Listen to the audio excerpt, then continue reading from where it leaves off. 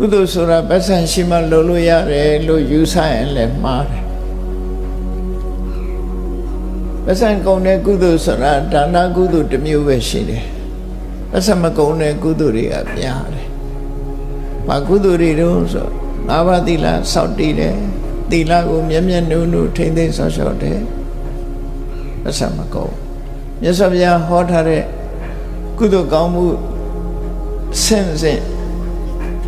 ပို့ပြီးတော့ကောင်းတဲ့ကုသိုလ်ကောင်းမှုဆိုတာ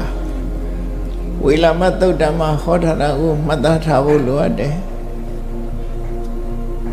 သာတုဋ္ဌိတသံဃာလို့ဆိုတဲ့အရက်လေးမျက်နှာလွတ်လပ်စွာသွားလာနေကြတယ်သံဃာတော်တွေကိုရည်စူးပြီး